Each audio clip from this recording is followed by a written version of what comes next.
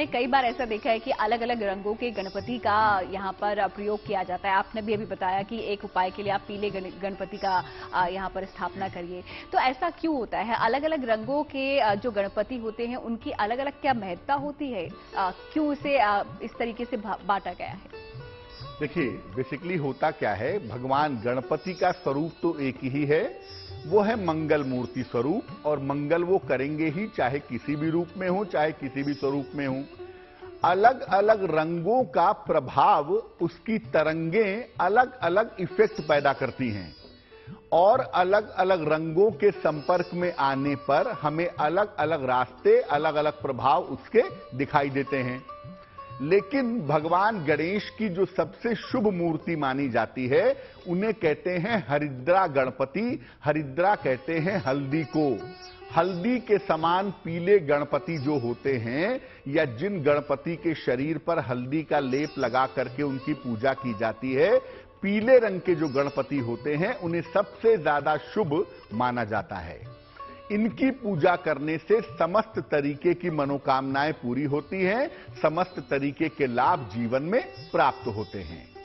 दूसरे जो गणपति हैं, उन्हें महागणपति कहते हैं। वो सिंदूर के रंग के होते हैं, सिंदूर वर्ण के होते हैं, ऑरेंजिश रेड तरीके के होते हैं और इन्हें महागणपति कहते हैं।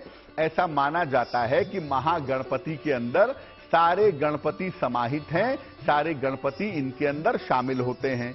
तो आप चाहें तो महागणपति की पूजा भी कर सकते हैं और जीवन में विशेष मनोकामनाओं की पूर्ति के लिए सिंदूर के रंग के गणेश जी की पूजा भी की जाती है। एक गणपति होते हैं श्वेत गणपति, सफेद रंग के गणपति होते हैं, व्हाइट कलर के। इनकी भी पूजा की जाती है गणेश महोत्सव में। और वैसे भी अगर आप कर्जों से मुक्ति चाहते हैं, अगर आप चाहते हैं कि जीवन की जो जिम्मेदारियां हैं वो कम हो और जीवन में कर्जे से मुक्ति मिले, तो उसके लिए सफेद रंग के गणपति की पूजा करना सबसे ज्यादा शुभ होता है, विशेष रूप से कर्जे और धन के मामले में। इसके बाद एक गणपति होते हैं नीले रंग के। ये तंत्र के गणपति हैं, इन्हें उच्छिष्ट गणपति कहा जाता है। तंत्र के गणपति की सामान्यतः घरों में पूजा नहीं होती, या अगर होती भी है तो तंत्र के विधान के तरीके से हो सकती है, सामान्य तरीके से इनकी पूजा नहीं हो सकती। इसलिए नीले रंग के गणपति की पूजा सामान्यतः घर में न करें। जब कोई आपको सलाह दे, कोई गुरु आपको गाइड करे, तब आप नीले रंग के उच्छिष्ट गणपति की पूजा कर सकते हैं। अन्यथा नीले रंग के तंत्र शास्त्र के गणपति की, उच्छिष्ट गणपति की पूजा नहीं की जाती है, सामान्यतः नहीं करनी चाहिए। एक बात और जानिए, भगवान गणेश बैठे हुए हों, आशीर्वाद दे रहे हों, ऐसे ही गणपति की पूजा करना सर्वोत्तम होता है। अब आजकल चूंकि फैशन आ गया है, तो लोग बिना गणपति की महिमा जाने हुए उन्हें अलग अलग तरीके की मूर्तियों में ढाल देते हैं।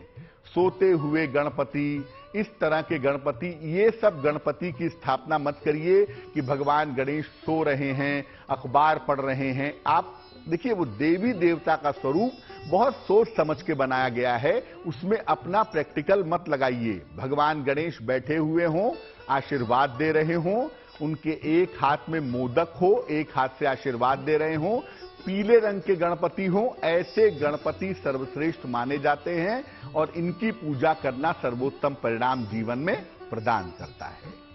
पंडित जी, यहाँ पर इसी में एक सवाल और जोड़ना चाहूंगी। आपने बोला कि कौन से गणपति यहाँ पर ठीक होते हैं, लेकिन गणपति की सूंड को लेकर भी कहा जाता है कि इस तरफ होनी चाहिए तो वो अच्छा होता है। दांतों को लेकर भी यहाँ पर कई तरीके की बातें कही जाती हैं, तो वो भी मैं चाहूंगी कि आप हमारे दर्शकों को बताएं। जी देखिए, अगर भगवान गणेश की सूंड की बात करें तो मंदिरों में जो गणपति होते हैं, उनकी सूंड घूमी हुई होती है राइट साइड में, दाहिनी तरफ। और जो घरों में गणपति की स्थापना की जाती है, उनकी सूंड या तो सीधे होती है या तो बाईं तरफ होती है, लेफ्ट साइड में होती है। जो राइट साइड की सूंड घूमी हुई होती है, ऐसे गणपति की विशेष पूजा करने की आवश्यकता होती है। इसलिए ऐसे गणपति को मंदिर में ही स्थापित करते हैं। जब दाहिनी तरफ सूंड घूमी होगी तो वो ग बन जाएगा, ग। और भगवान गणेश का जो बीजाक्षर है वो है गंग। इसलिए मंदिर में जो गणपति होंगे उनकी सूंड दाहिनी तरफ होगी, घर में जो गणपति होंगे उनकी सूंड बाईं तरफ होगी या सीधे होगी।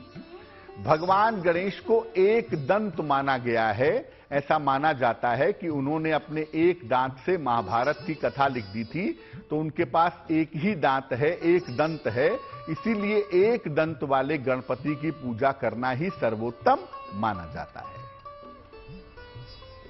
तो इस दौरान गणेश उत्सव में आप इन सभी बातों का ध्यान रखिए जो इस कार्यक्रम के जरिए पंडित जी आपको बता रहे हैं। कई महत्वपूर्ण बातें हमको बताई कि किस प्रकार गणेश महोत्सव के दौरान गणेश जी का पूजन करना चाहिए, कैसी मूर्ति यहाँ पर होनी चाहिए, किस रंग की मूर्ति होनी चाहिए और क्या चढ़ावा हमको चढ़ाना चाहिए।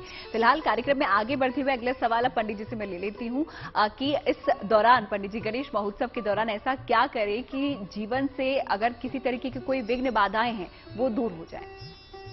देखिए, गणेश महोत्सव का जो अवसर है ये बड़ा पवित्र अवसर है, बहुत अच्छा मौका है। भगवान गणेश धरती पर हैं, उनकी तरंगें धरती पर हैं, उनका स्पंदन धरती पर है। इसका अनुभव करके अगर भक्त अपने भगवान के साथ जुड़ेंगे, भक्त अपने भगवान के संपर्क में आएंगे तो भगवान उनकी बाधाओं को दूर करेंगे और उन्हें जीवन में आगे बढ़ने का रास्ता प्रदान करेंगे। गणेश महोत्सव में हर दिन शाम के समय गणेश जी की पूजा जरूर करिए। सुबह शाम दोनों समय करते हैं तो बहुत अच्छा है, लेकिन शाम के समय उनकी पूजा करना सबसे ज्यादा अच्छा है। उनके सामने घी का एक दीपक जलाएं, उन्हें दूर्वा और लड्डू अर्पित करें, वो उनके लिए बहुत अच्छा रहेगा। इसके बाद भगवान गणेश का बीज मंत्र है गंग गंग। इस बीज मंत्र का गंग गंग गंग, इसका आप जितना चाहें उतना जप करें, आपके लिए बहुत अच्छा रहेगा। और अंत में आरती करके पूजा की समाप्ति आप करेंगे। अगर आप पूरा मंत्र पढ़ना चाहते हैं तो भगवान गणेश का जो विशिष्ट मंत्र है वो है ओम गंग गणपतये नमः। ओम गंग गणपतये नमः, इस मंत्र का जप करने से भी आपको लाभ होगा। और गणेश महोत्सव में जितने ज्यादा दिन ये कार्य करेंगे उतना ही ज्यादा आपको लाभ होगा। तो पहले दिन से लेकर के और चतुर्दशी के दिन तक, यानी जब उनकी स्थापना हुई चतुर्थी तिथि से लेकर के चतुर्दशी तक आपको नियमित रूप से भगवान गणेश की पूजा करनी चाहिए, उनकी आरती करनी चाहिए, उनके मंत्रों का जप करना चाहिए। तभी भक्त और भगवान के बीच में संपर्क बनेगा और आपके जीवन की जो विघ्न बाधाएं हैं वो विघ्न बाधाएं निश्चित रूप से दूर हो जाएंगी।